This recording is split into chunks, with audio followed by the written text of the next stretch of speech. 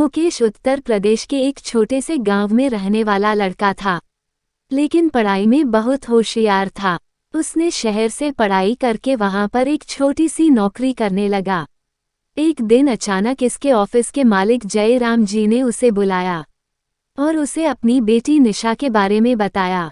निशा एक बहुत ही ज्यादा जिद्दी और घमंडी लड़की थी।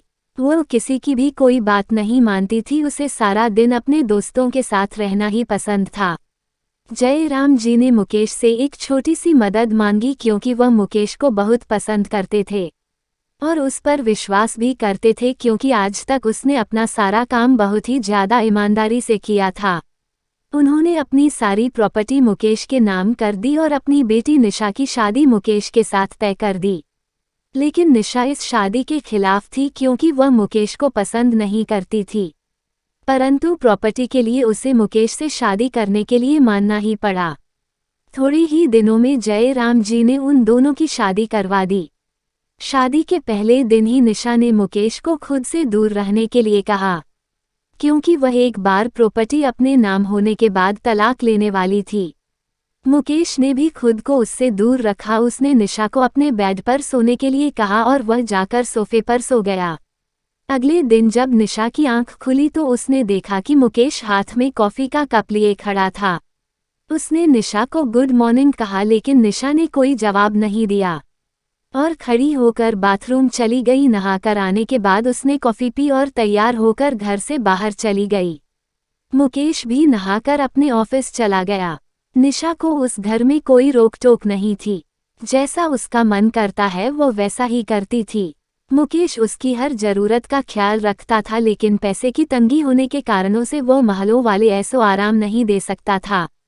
इसी तरह शादी के 11 दिन बीत गए और निशा एक दिन अपने दोस्तों के साथ फिल्म देखने गई थी, लेकिन रास्ते में बारिश होने के कारण बुरी तरह भीग चुकी थी और उसे बुखार आ गया था। मुकेश ने 4 दिनों तक उसका बहुत ख्याल रखा।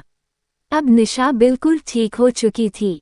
वह पहले से बेहतर महसूस कर रही थी। डॉक्टर के कहने पर मुकेश उसे घुमाने के लिए बाहर ले गया। वह दोनों नैनीताल पहाड़ों की सैर करने निकले थे। वह दोनों जा रहे थे कि अचानक निशा के हाथ में बंधी हुई घड़ी नीचे पानी के किनारे जा गिरी।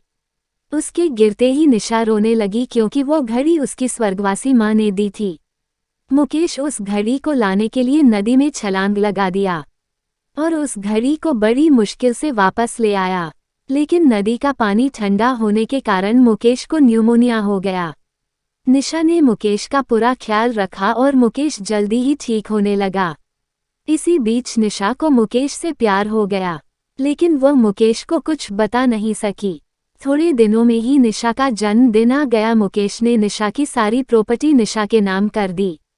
मुकेश चाहता था कि निशा कल से आज़ाद है, इसलिए वह अपने जन्मदिन की पार्टी किसी बड़े होटल में करे, लेकिन निशा ने अपना जन्मदिन मुकेश के घर पर ही मनाया।